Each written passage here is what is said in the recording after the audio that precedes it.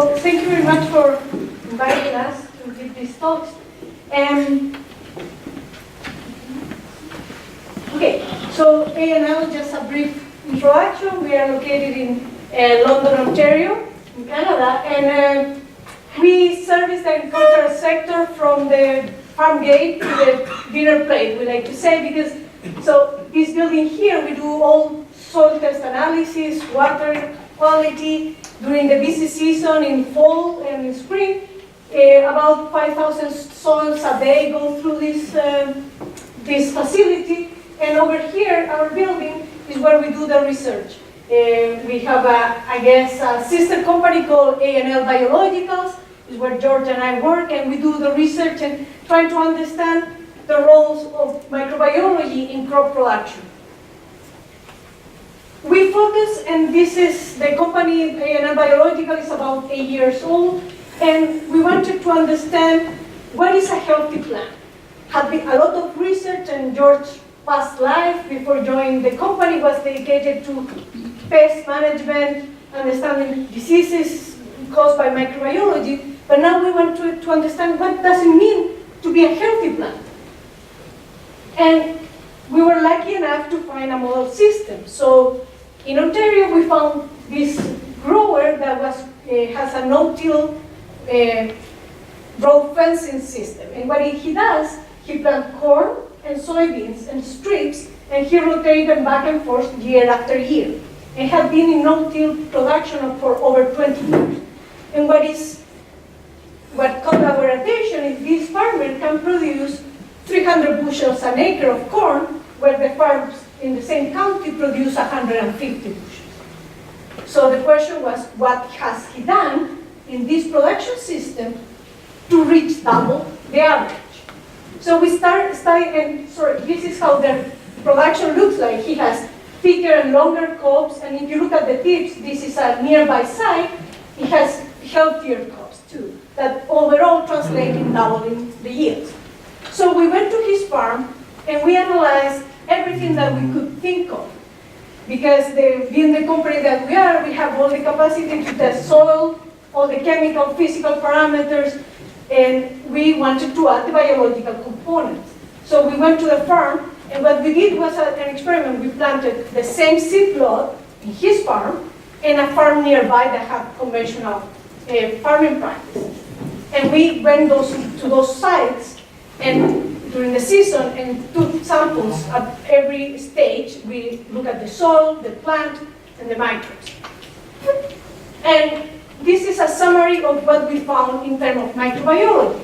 And let me just go through and what is this? A red dot means one plant that's coming from the high-producing farm, the 300 bushel farm.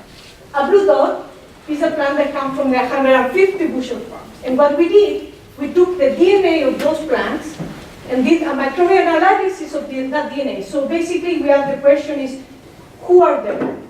What are the populations? And can we compare them to between the two farms? Are they similar or are they different?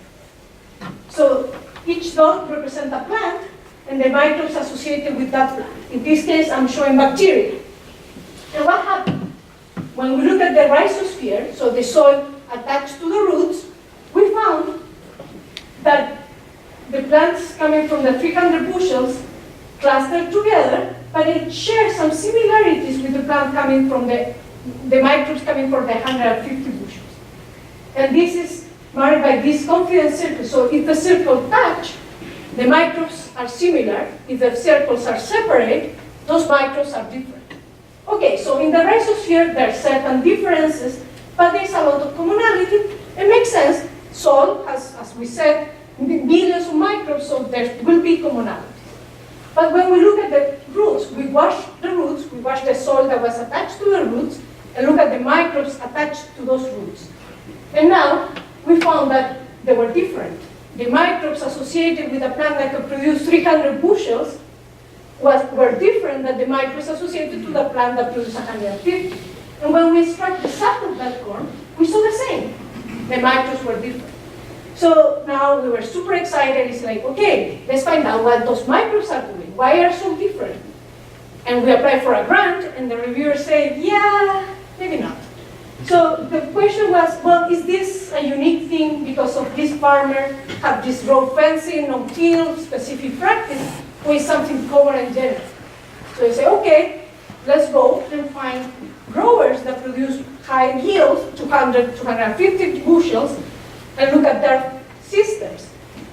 So we did that.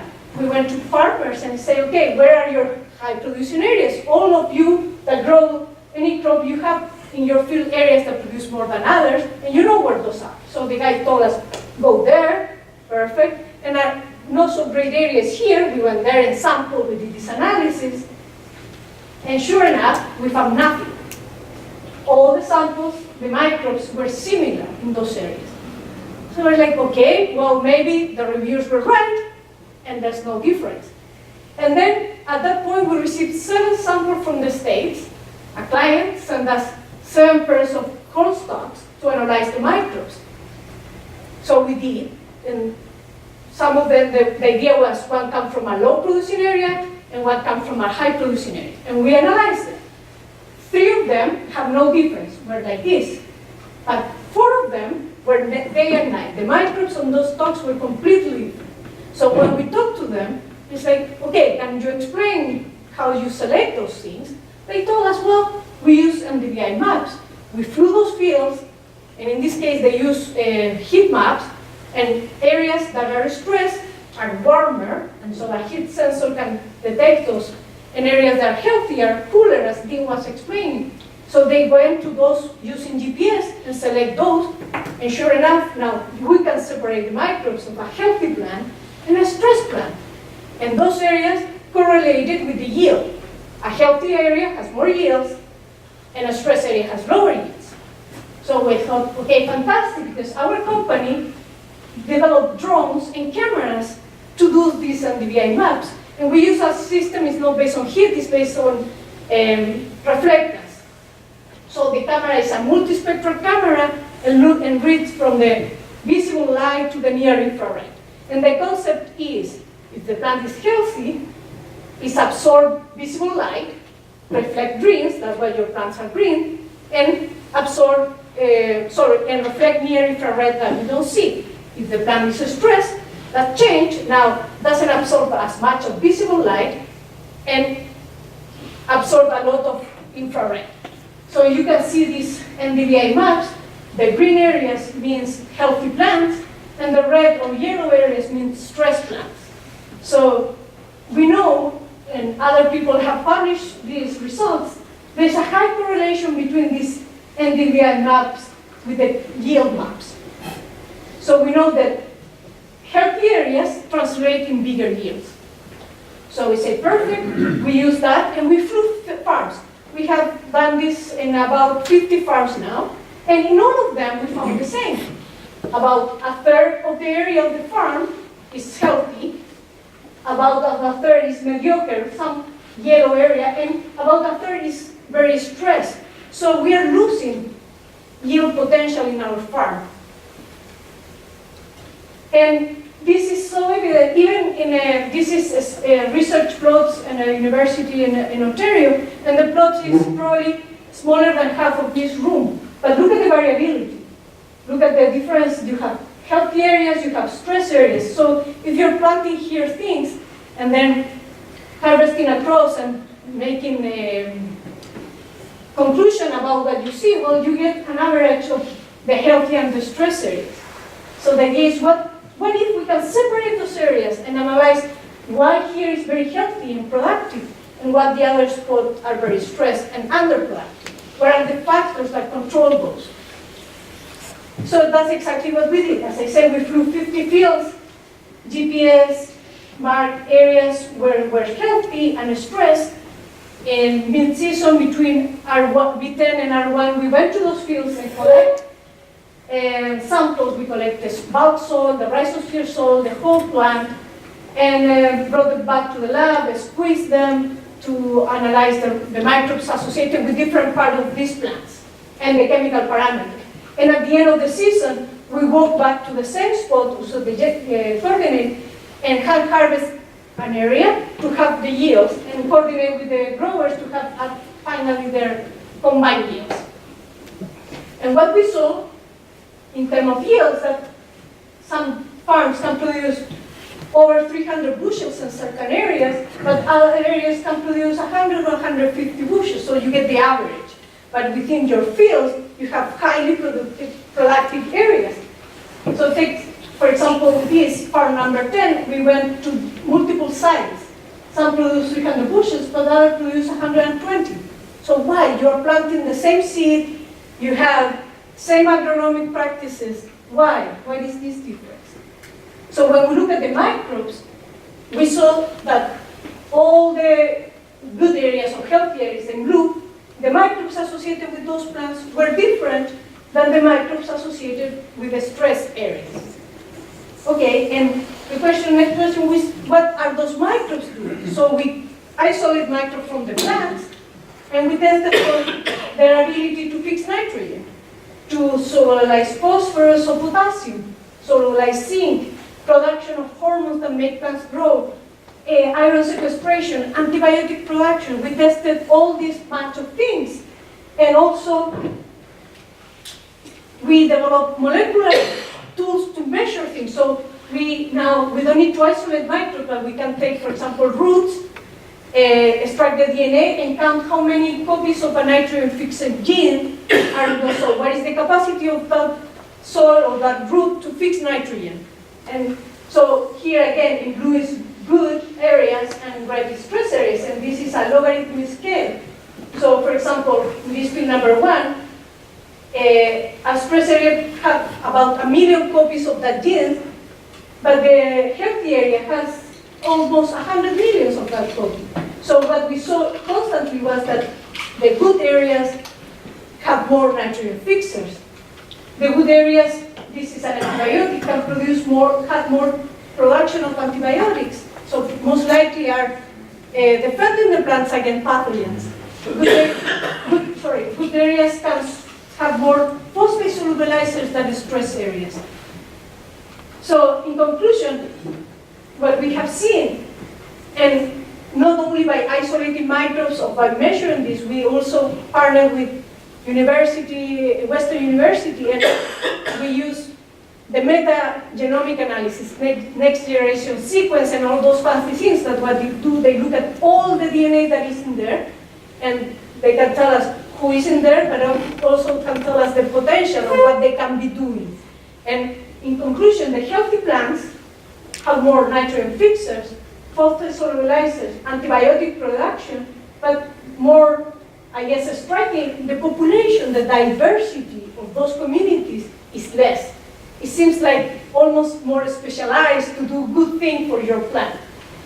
And the stress areas that were associated with more root pathogens, bacteria and fungi, and there was a more diverse population. It's like everybody and their mamas can be in a stress plant. So that's the microbial component, and because the company that we are, I told you we analyzed all the soils and all the chemical components, and I will show you a little bit about what happened with the soil and plant tissue analysis. What we saw. We took all the chemical components, we analyzed in total over 487 parameters between microbial component, physical components, and chemical components. And what we saw that, and we correlate that with yields. So we found a strong correlation between nitrates in the soil and yields. Potassium, percentage saturation of potassium was a factor that was coming all the time as a highly correlated with yields. The ratio potassium-magnesium also highly correlated with yields. Our company, as I said, does soil tests, and they have come out with an algorithm that is called General Fertility Index that basically summarizes different elements and nutrients on your soils and give them an index. And we found that that algorithm is highly correlated with yields. And when we look at the plant tissue analysis, we found that the level of zinc in the plant tissue correlated with yields, level of copper, and with the boron, what we found, our agronomists always say that most of the soils in North America boron deficient. So the levels of boron in the plant were very low, but when we found tissues that the levels were high, they correlated with high yields. And another thing that we did, we took these chemical parameters and correlated with the type of microbes that were associated. And we know that there's a strong correlation between the boron in the soil and the rhizobium. We know that there's high boron, you have more population of rhizobium. And so on, we found correlation between certain chemical parameters, let's say potassium and pseudomonas, boron and rhizobium. So we know that there are certain chemical components that favor certain bacterial population. And what we think now is that a nutrient balance in your fertility balance in your soil is the ideal scenario for a plant.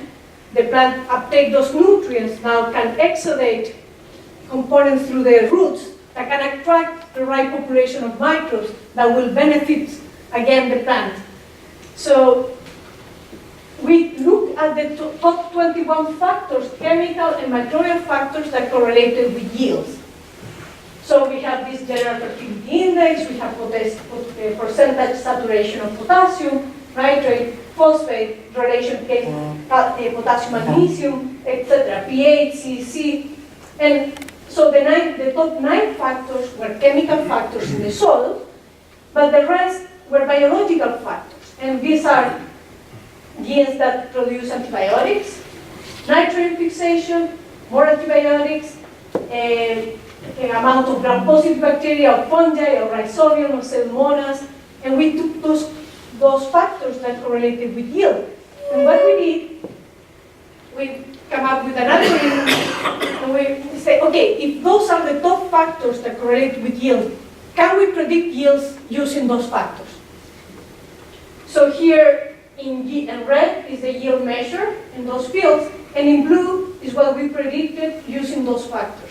And in this case, we got a 93% accuracy in our prediction model, and that was fantastic. As far as my knowledge, this is the first time that microbial factors have been used to predict yields in a crop. So fantastic, this prediction was 1 year. So we have been doing this for years, so we took other years' data, and what we saw, okay, the data from 2015, the year prediction model had an accuracy of 93%.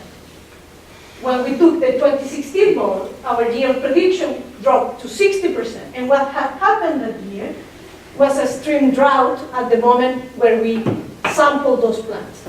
So we know, as your point, water is an important component of keeping those microbes and the soil and the plant working together. In a drought situation, most of the microbial activities have dropped, and also the ability of the plant to pick up nutrients and so on. So that's why we think this drop in prediction. In 2017, 91%. And we're analyzing now the data of 2018, but this looks pretty good. And what the company have done, they came up with a soil health test. Using these parameters we identify as the most important in yields and microbial activity. And they branded as Vitalis, that is like the vitality of the soils. Basically, it's a regular soil health test. Parameters on the top include the Solvita respiration test that gives an account of the biomass in your soil, your bacteria, as George was talking about, in those that come up as an important factor in those Australian soils, and give you here these factors that we found important correlation between microbials and yields and plants. And yes, I have a blowout. Here is just an example of a client. He sent soils for different soil zones, and the index match the different productivity zones. But I guess what is important from this test, give you a practical tool, because it gives you your parameters, but also give you an optimal level. Where do you want to see those soils? For example, a potassium-magnesium ratio, in this case, a low productive soil has 0.005, and you want it between 0.25 and 0.35. So give you tools, same here with the potassium percentage of calcium, give you tools to move your soil towards a more balanced fertility that we know will improve your plant nutritionability and favor those microbes that are helping your plants. Okay, so what else we have done with all this research that we did? As I said, we collected microbes from the healthy areas. And we have a big amount, and this is just to represent the diversity of microbes that we have in our collection. And what we have done with those, I said we screened them for all these positive traits to plants. So now we have a collection, and I like to call it a menu. What do you need? We have some, you need more potassium, we have some potassium solubilizers and things like that. So what we have done with those, so this is just to show you the potential of those microbes. This is a potato, no bacteria in it, and when we put one of the bacteria, you can see the difference. These microbes can have an impact on the plant that's bigger than the genes of the plant itself. You can see the difference on the leaves, the roots, compared to an uninoculated control. So this is an ideal scenario here. That's nothing but one microbe, one plant. Obviously, in the field, this does not happen. It's an interaction of multiple things. But can we at least harvest a little bit of this and put it to use? So we try to solve a problem of salt tolerance. You know, you have saline soils, and as climate change continue, more areas of the farming land is becoming saline.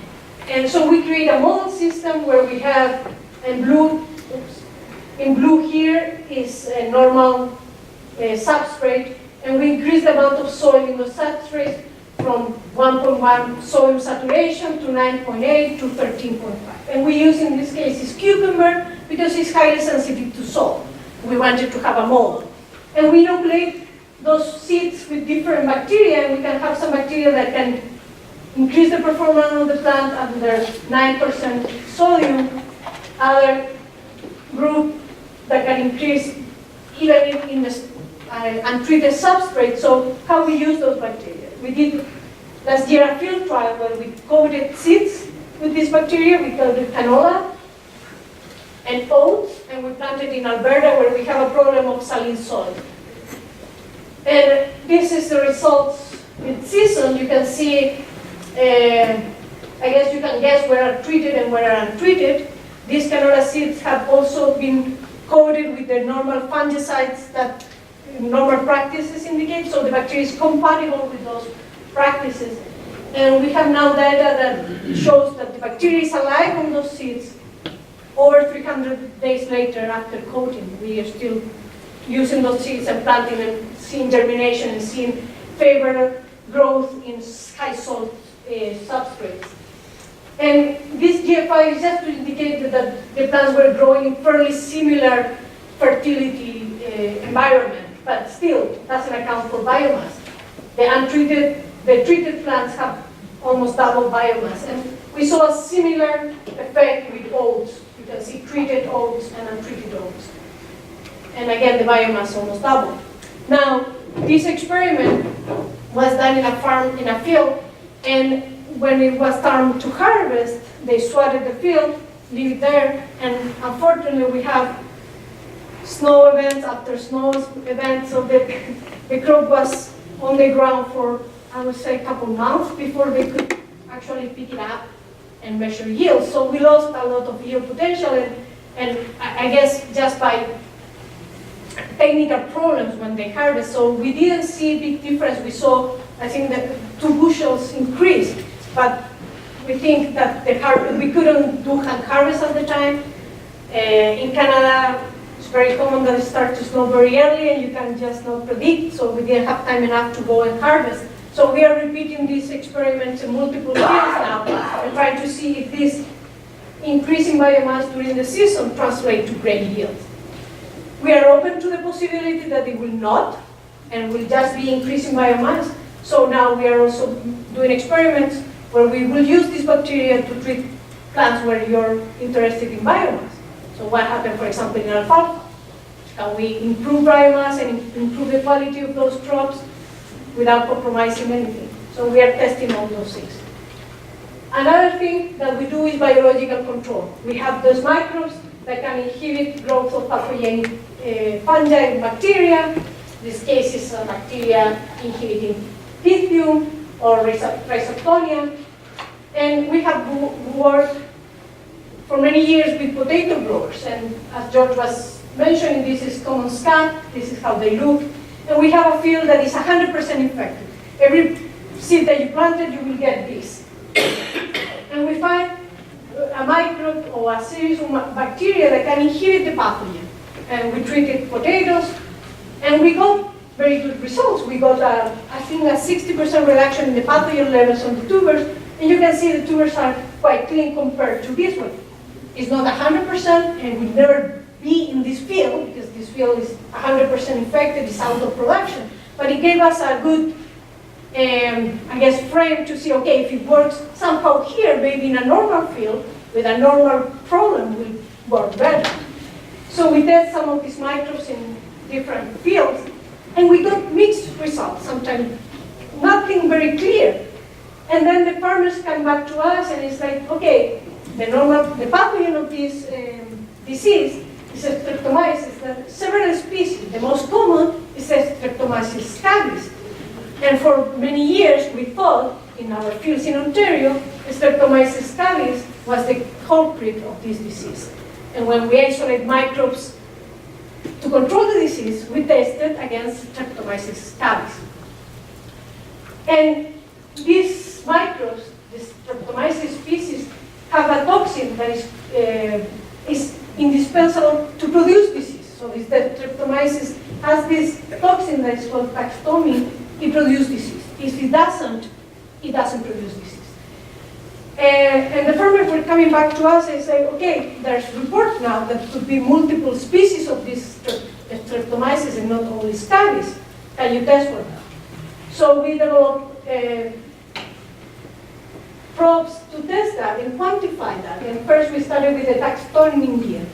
So here is a standard curve. And what you do, if you have high numbers of that toxin present, the product appear early in the reaction. If you have low numbers, the products appear late. And with this technology, we can detect 6 copies per gram of soil. Okay, perfect. So we did a surveillance of 50 fields. 48 have the presence of this gene. So 48 fields have the pathogen that can infect tubers and produce the scab. And then we look for different species: Acidic scabies, scabi, Turgid scabi, Stelis scabi, and Europe scabi that is not here. And we develop the same. We can detect 4 copies in general of 20 copies of this pathogen in the soil. And when we did the analysis of the 50 fields, 38 of those fields were infected with multiple species. 13 fields have all the pathogens together.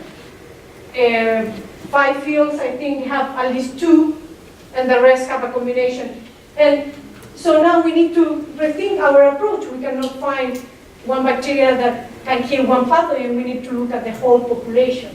So now we can basically try to find a better approach for those to serve those farmers and to understand what are the problems that they are facing. But together with sampling these fields for the pathogen, we look at the soil fertility on those fields. And when we correlate the fertility of those fields to different parameters with the presence of the toxin, we found things that we work with using agronomic practice. We know that the pH can be managed to control the disease on some level. Again, potassium came up as a strong parameter to control the disease, the relation potassium-magnesium. So for now, we don't have a very effective biological control. We're working on that, but also working with the farmers to improve these parameters in the soil. We are developing formulations to hopefully bring to the market to use these microbes, but in the meantime we have available some of these microbes through a partner, and so these microbes have been shown to be beneficial for plants and can be used for different applications, so we have that available now. I just want to thank Our collaborators, we have many growers where we work very close with. We have collaborators at University of Western Ontario, and we have funding from government and farmers associations. And with that, if you have any questions, I would be happy to answer. And this is a Pseudomonas fluorescens. So you put UV light and it's good. The iron sequestering organisms you mentioned. Yes. Do you have issues of too much iron in your soils?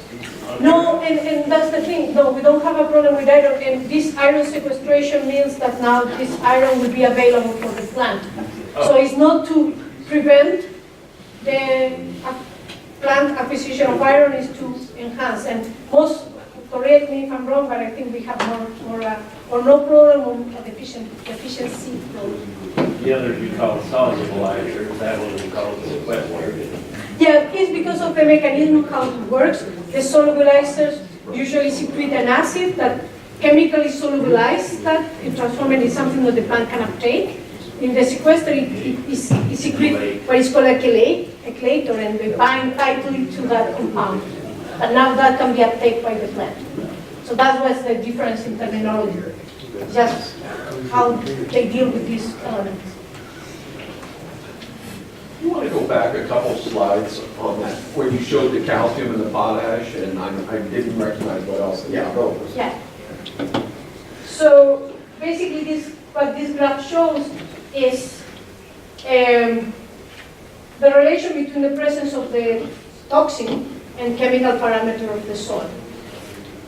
So we know that these factors correlate with less disease, or less, in this case, presence of the toxin. So you can manage the level of pathogens and probably disease through managing some of these parameters. pH is something that has been used for many years to control this disease, but now we are also finding correlation between other chemical parameters. This is ppm of potassium, but this is saturation of potassium. And then by lowering the potassium, you lessen the scab pressure? That is correct. Yeah, in this case, yes, by managing that. We have published papers back 6 years ago that a K-to-mag ratio in an average potato soil of 0.4 had the lowest levels of scab that we found, and anything on either side of it increased scab.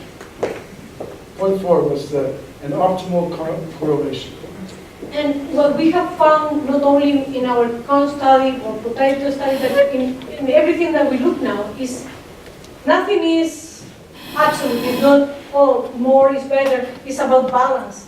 That's why some of these parameters is the relationship between different components. It's not more potassium, but it's a relationship with magnesium and things like that. So it's everything about finding a balance that will make that plant healthier and the microbiome around it or in the work more efficiently for what you want. Would it be accurate to say that on a high potassium soil, when scab is present, that indicates a magnesium deficiency? Yeah. Okay. So a lot of those issues can be managed by adding magnesium to the soil. Yeah. We're not saying you will get a full control, but you can manage the disease levels. When you used organisms to decrease the pressure of the scab, when did you apply them? And At how? seeding, what we did was treating the seed, the potato seed. Oh, it was a seed treatment. Yeah, it's a seed treatment. And we did different things. So we did, for example, a liquid where we just submerged the tuber in a culture. We have a dry formulation where we coated the potatoes in this dry powder, and we did also a in-furrow application at seeding, basically drenching in the same hill that you plant. And all of them give you some sort of protection. Now, we have to go back with our biocontrol agents and see are they efficient against these other pathogens that are also coexisting. We don't know that yet because this data is very recent, but it was a surprise to us that 38 out of the 50 fields were Had more than just more than AIDS. just one pathogen, because for many years we thought this is it. It's our culprit of the unique one. Yes? This question is kind of incidental to your presentation, but at one point you showed some ears of corn and some were nicely filled to the tip and some were back just a little bit. I constantly run up against growers who say, well, I don't want the ears filled all the way to the tip because that means I put on maybe more fertilizer than I really needed. So they're thinking they wasted fertilizer. How would you respond to a farmer that says that? We haven't seen that issue in terms of, okay, just to give you an example, going back to that first farm, the site with the road fencing, Glenny Farm. We know he put a very aggressive program of fertilization. He does put fertilizer in his crop.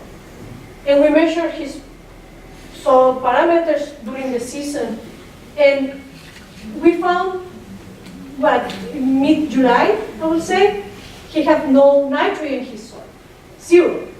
But he finished that crop and went to high yield.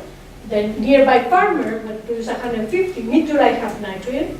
At the end of the season, they have 40% of the nitrogen in the soil.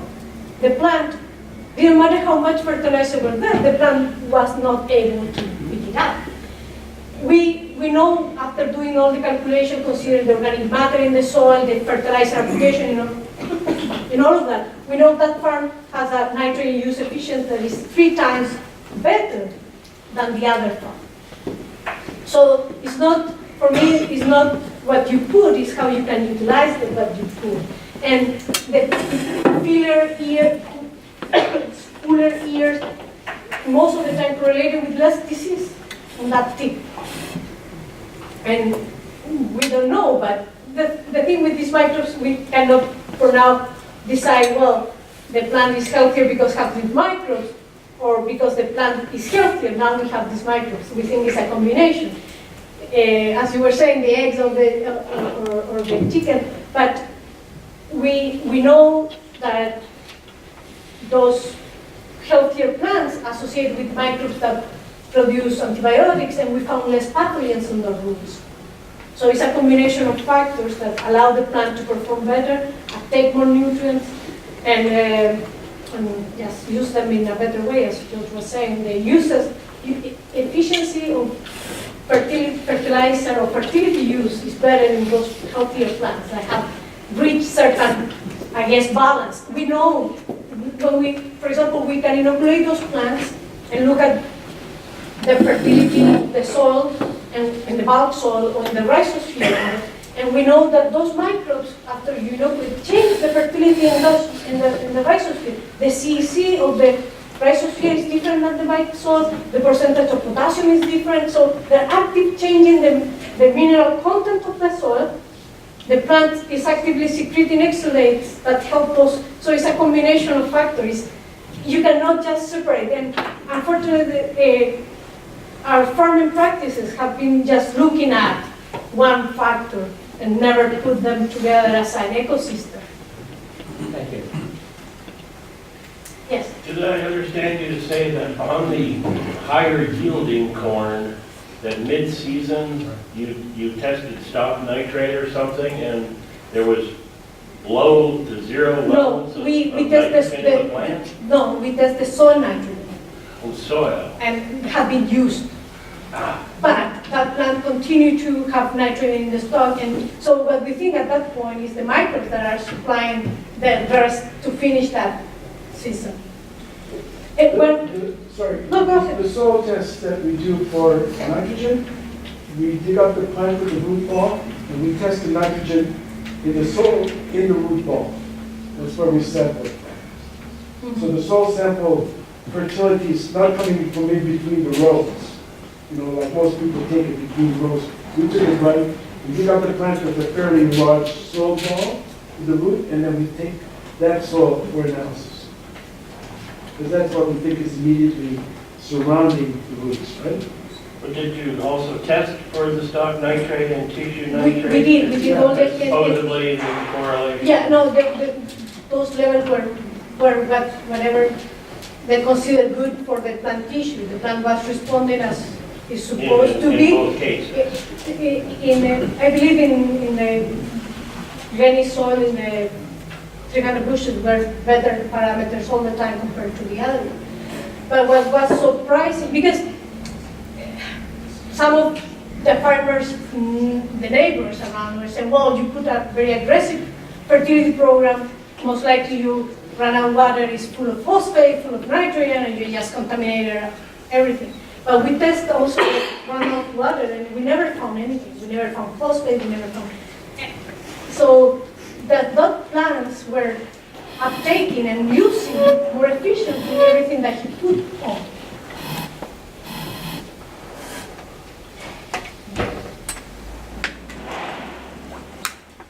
Well, thank you very much.